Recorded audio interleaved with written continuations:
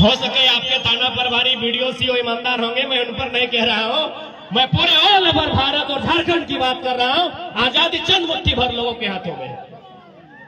ये गांव व्यक्ति, आप नजर दौड़ाइए, आप छतों से चढ़कर दामोदर नदी का यह किनारा, यह कोयला की खदानें। आज भारत देश के लोग कहते हैं, भारत के जो सदन पर बैठे लोग कहते हैं, तो आज भारतवर्ष तभी आजाद माना जाएगा जब एक आम व्यक्ति आजादी का अनुभव करेगा। एक अंतिम पायदान पर जो व्यक्ति है वह जिस दिन आजादी का अनुभव करेगा तब भारत वास्तव में आजाद माना जाएगा।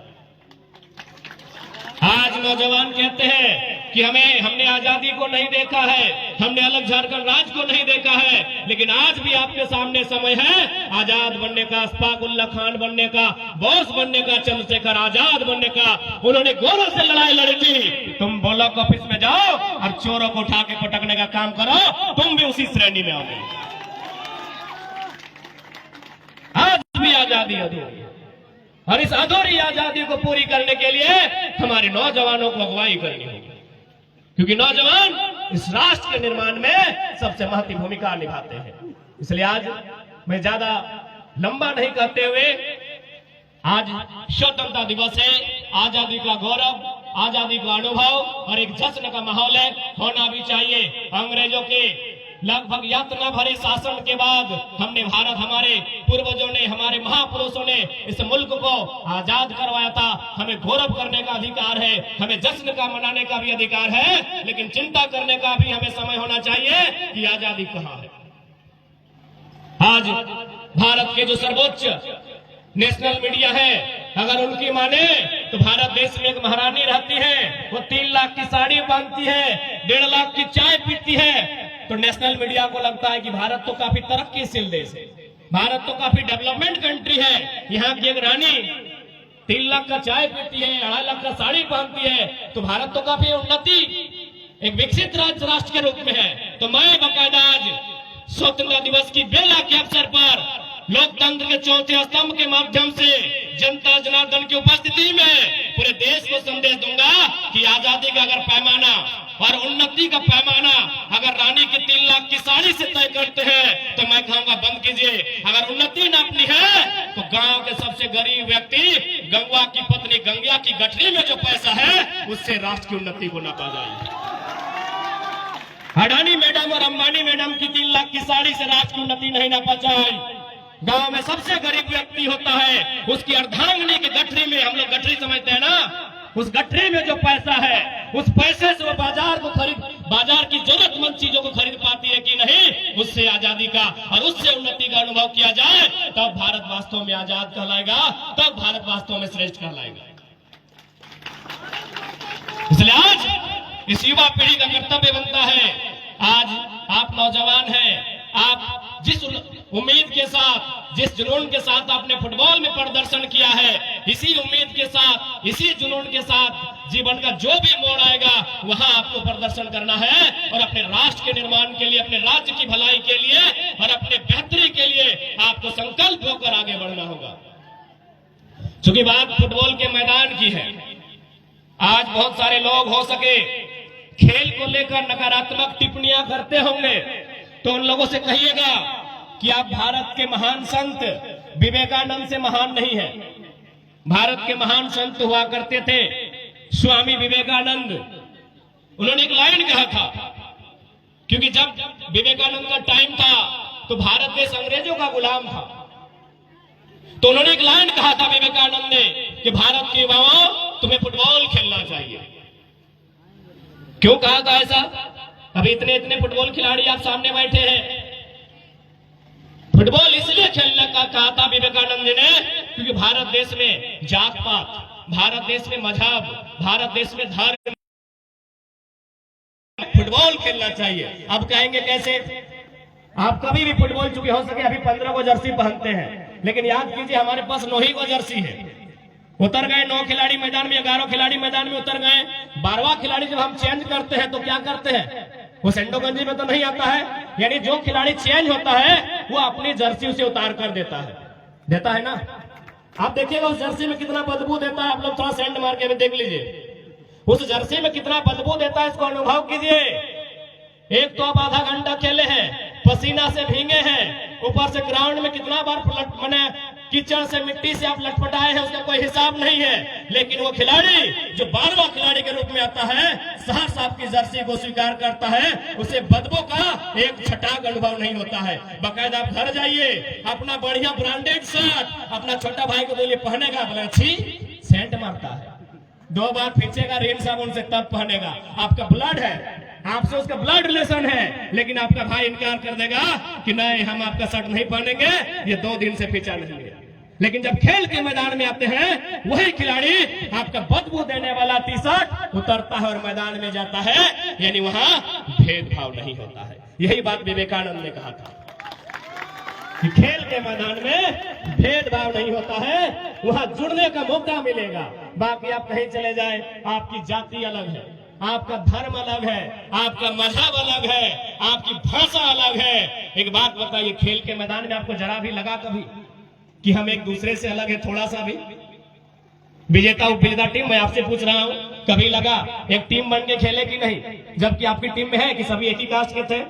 क्योंकि मैंने परिचय पूछा तो सबसे ज्यादा संथाली भाई लोग थे। तो क्या गारो के गारो संथाली भाई थे? नहीं। 1-2 विश्वकर्मा भाई लोग थे, मोदक भाई लोग थे कि नहीं? यानी एक ग्राउंड जो होता है, स्पोर्ट जो होता है, वो भेदभाव से ऊपर होता है। इसलिए मैं सभी को संदेश देना चाहूंगा, आप पेशे से डॉक्टर बनिए, इंजीनियर बनिए, वकील बनिए, लेकिन एक स्पोर्ट पर्सन जरूर बनिएगा। आप चले जाएं, क्योंकि आप कोल फील्ड में रहते हैं, आप शहरों में रहते हैं, बहुत सारे अधिकारी आपके आसपास रहते होंगे, ऑफिसर कॉलोनी आप देखे होंगे, ऑफिसर बड़े बड़े अधिकारी आप देखे होंगे, सुबह उठ के वॉलीबॉल खेलते हैं, सुबह उठ के दौड़ते हैं। 60 साल की उम्र पार हो चुकी है, क्यों पता है? डॉक्टर ने कहा है दौड़ते रहोगे तो मर जाओगे। लेकिन एक फुटबॉल खिलाड़ी, उसको बुढ़ापा में दौड़ने की जरूरत नहीं है, जवानी में दौड़ चुका होता है। जो आज साहब है, सीएमडी रहे, जीएम है, पूरा जीवन उन्होंने पढ़ाई में बिताया है, कभी खेल में समय नहीं दिया है। इसीलिए आज 60 साल के बाद आप किसी ऑफिसर कॉलोनी में चले जाए, वो सुबह 6 बजे उठते हैं, वॉलीबॉल खेलते भी 60 साल की उम्र में। क्यों? डॉक्टर ने कहा है खेल से रहो।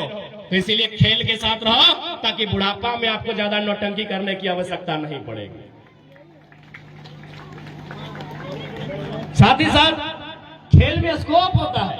भले झारखंड की सरकार क्या कर रही पता नहीं, हमारे चूंकि ये कोलफील्ड साइड है, ये कोलफील्ड का सेक्टर है, आज से 40-50 साल पहले, यानी 1970 का जो दौर था, 1980 का जो दौर था, हमारे गांव में एक लाइन कहते थे कि अरे छोड़ा, बुझते हैं ना आप लोग? हाँ, लड़का को छोड़ा बोला जाता है कि अरे बबुआ दुए टची तो टाका कमाए सकल है। टाका माने पैसा कमाना। आखिर हम लोग इतना जो भी कर रहे हैं, पैसा कमाना है ना भाई, अपना जीवन थोड़ा बेहतर बनाना है, अपनी लाइफ को अच्छा लेके चलना है। तो हमारे गांव देहात में एक लाइन कहा जाता था कि अरे छोवा दुए टच चीजें तो टाका कमाए सकल है, एक टड़िया दौड़ के न तो मटिया कोड़ के। आप लोग नहीं सुने हैं? टड़िया दौड़ के न तो मटिया कोड़ के।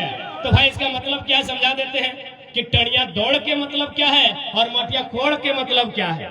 मटिया कोड़ के मतलब है, आज से मैं जब 1970 का टाइम था, हमारे जो पूर्वज थे, खासकर मैं अपना व्यक्तिगत बताता हूं, मेरा नाना का जीजा जी, उसका 2 गो भाई, मेरा नाना का अपना भाई, लगभग 10 गो आदमी को हम जानते हैं। उन लोग मिट्टी काटने गया था। मिट्टी समझ रहे, अभी नरेगा कटवा रहा है, उन लोग मिट्टी काटने गया था, झोड़ा लेके, झोड़ा समझ रहे, गैता समझ रहे, गैता और झोड़ा लेके उन लोग मिट्टी काटने गया था। मिट्टी काटते काटते उन लोग को टाटा और बीसीसीएल में सरकारी नौकरी लगा था, इसीलिए बोला गया मटिया कोड़ के। यानी मिट्टी काटते काटते आज भी हर गांव का इतिहास होगा, पता नहीं आपके चासनाला और कांड्रा क्षेत्र का क्या इतिहास है। मैं जहां रहता हूं वहां का इतिहास है कि लोग मिट्टी काटने गए थे, मिट्टी काटते काटते उनको गवर्नमेंट का जॉब, सरकारी नौकरी हो गया था, इसीलिए कहा जाता है कि मटिया खोड़ के। और एक लाइन टणिया दौड़ के, ये तो सभी जानते हैं।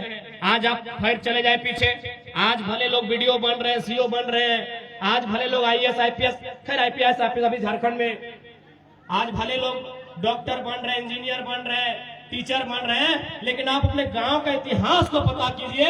सबसे पहला नौकरी अगर आया होगा तो हवलदार चाहे चपरासी का आया होगा। आप अपने गांव को अगर किसी ने मेहनत से बाकी कोलफील्ड में बहुत सारे लोग नौकरी लिया, लेकिन अनुकंपा में लिया, लैंड लूजर के नाम में लिया, बाप के बदले नौकरी लिया, जमीन के बदले लिया। लेकिन जो गांव में रहते हैं, अगर टैलेंट के बदौलत किसी ने नौकरी लिया था तो टणिया दौड़ के, यानी पुलिस का नौकरी लिया था। ये हमारा इतिहास है। इसीलिए लाइन कहा जाता है कि मटिया खोड़ के नहीं तो टणिया दौड़ के। आज भी फुटबॉल खेलने वाले आपको विशेष सुबह उठकर ज्यादा दौड़ लगाने की जरूरत नहीं है। जाहिर सी बात, जितने खिलाड़ी हैं, सीआरपीएफ बनना चाहते हैं, बीएसएफ बनना चाहते हैं, आईटीबीपी में जाना चाहते हैं, असम राइफल्स में जाना चाहते हैं, आईआरबी में जाना चाहते हैं, जिला police, Jharkhand police, JF, JLP, जहां भी जाना चाहते हैं, कैसे जाइएगा? दौड़ के ही ना, उड़ के जाइएगा। यदि यहाँ और मैक्सिमम जो यूथ होते हैं ना, जितना यूथ होते हैं, अगर उन यूथ से पूछा जाए कि तुम्हारा ड्रीम क्या है, वो कहता है कि हमको फौजी बनना है। आज भी आप किसी भी नौजवान से पूछे कि तुमको क्या बनना है, वो पहला लाइन कहेगा हमको फौजी बनना है। जब वो बड़ा होगा तब बोलेगा कि हम टीचर बनेंगे। लेकिन अगर बच्चों से पूछा जाए, क्योंकि आज थोड़ा जमाना बदला है, आप क्या कहते पता नहीं, हमारे टाइम 10 में 9 को बच्चा बोलता था हम फौजी बनेंगे। बचपन से देखा है गदर ना, गदर बचपन से देखा है, इंडियन देखा है, माँ तुझे सलाम देखा है, तिरंगा का असर है। यानी उसका ख्वाहिश था डिफेंस। तोड़ के तो नहीं जाएंगे, दौड़ के ही जाएंगे ना। तो फुटबॉल खेलिए ना, तो इसीलिए बोले ना मटिया खोड़ के, नहीं तो टणिया दौड़ के। और साथ ही साथ ज्यादा समय नहीं लेंगे, क्योंकि खिलाड़ीगण बहुत दूर से आए हैं। बोरा और नहीं लाया रे, नहीं, उन लोग को थोड़ा दूर छोड़ना पड़ता है। एक बात याद रखना, बहन लोग को भी बोलेंगे, भाई लोग को भी बोलेंगे, जिंदगी में कुछ भी बनो, जिंदगी में जब आए हो जरूर कुछ बनो। मेरा पसंद, दुनिया में तुम्हारे लिए कुछ ना कुछ जरूर है, मेरा पसंद। लेकिन जो भी बनो, याद रखना किसी एक फील्ड में नंबर 1 बनना। कुछ भी रहे, अगर फुटबॉल खेलते हो उसमें भी बहुत सारा गोली है, स्ट्राइकर है, मिडफील्ड है, डिफेंस है, डिफेंस नंबर 1 बनो, स्ट्राइकर नंबर 1 बनो। किसी भी एक फील्ड में खुद को नंबर 1 बनाओ, क्योंकि नंबर 2 को लोग याद नहीं करते हैं। फॉर एग्जाम्पल, भारत देश के पहले प्रधानमंत्री कौन थे? पंडित जवाहरलाल नेहरू। भारत देश के पहले राष्ट्रपति कौन थे? डॉक्टर राजेंद्र प्रसाद। भारत देश के पहले उप प्रधानमंत्री अथवा गृह मंत्री कौन थे? सरदार वल्लभ भाई पटेल। भारत देश के पहले कानून मंत्री कौन थे? डॉक्टर भीमराव अंबेडकर। अंतरिक्ष में सबसे पहले कौन गया था? अंतरिक्ष, स्पेस, यूरी गगरिन ना। राकेश शर्मा तो इंडियन थे। यूरी गगरिन एक बार चेक कर लीजिए, अंतरिक्ष में सबसे पहले जाने वाले यूरी गगरिन, चंद्रमा में जाने वाले नील आर्मस्ट्रांग। ठीक है। हिमालय की सबसे ऊंची चोटी पर सबसे पहले एडमंड हिलेरी। ठीक है। हाँ, तेन सिंह साथ में गए थे, वो पिक्चर ले रहे थे, पहला कदम हिलेरी का पड़ा था, तो हिलेरी को पहला गिनेंगे। आप झारखंड की बात करते हैं, झारखंड के पहले मुख्यमंत्री बाबूलाल मरांडी, पहले राज्यपाल प्रभात कुमार। अब चलिए रिपीट करते हैं, दूसरे राज्यपाल, झारखंड के दूसरे मुख्यमंत्री, चंद्रमा में जाने वाला दूसरा, अंतरिक्ष में जाने वाला दूसरा, पहाड़ की ऊंची चोटी पर जाने वाला दूसरा, भारत का दूसरा कानून मंत्री, भारत का दूसरा गृह मंत्री, भारत का दूसरा प्रेसिडेंट, भारत का दूसरा प्राइम मिनिस्टर। क्या देखा? जब हम पहला का नाम गिना रहे थे, बाकायदा सब बोल रहे थे, बाबूलाल मरांडी, प्रभात कुमार, डॉक्टर अंबेडकर, तो डॉक्टर राजेंद्र प्रसाद, सरदार वल्लभ भाई पटेल। जैसे ही दूसरा का नाम लिए सब खामोश है। दूसरा को कोई याद नहीं करता है, भैया याद रख लेना, दूसरा को कोई याद नहीं करता है, सेकेंड नंबर को कोई याद नहीं करता है। बताइए, वो भी तो, अरे वो भी तो राज्य का दूसरा राज्यपाल है भाई, का जिम्मेवार पद पर है, लेकिन आप याद ही नहीं करते हैं। इसीलिए याद रखिएगा, जिंदगी में जो भी बनना, जो भी करना, जब जिंदगी में आए हो दुनिया में, ऐसे मत चले जाना। बाकी जाना तो एक दिन सबको है, ऐसे मत चले जाना, कुछ करके जाना, और किसी एक क्षेत्र में खुद को अव्वल बना के जाना, खुद को नंबर 1 बना के जाना। बाकायदा मैं तो ये भी कहता हूँ कि यदि कभी गुंडा भी बनना पड़े ना, तो ऐसा गुंडा मत बनना कि गांव में एक छोटा केस बड़ा बाबू तुमको ले जाए घिसाड़ के। ऐसा गुंडा बनना कि बड़ा बाबू तो छोड़िए, डीसी और एसपी भी पेंट में 1 नंबर करे। नंबर 1 बनो भैया, जो भी बनना है, जो भी बनना है नंबर 1 बनो। अरे गुंडा बन जाना मतलब गलत मत लो।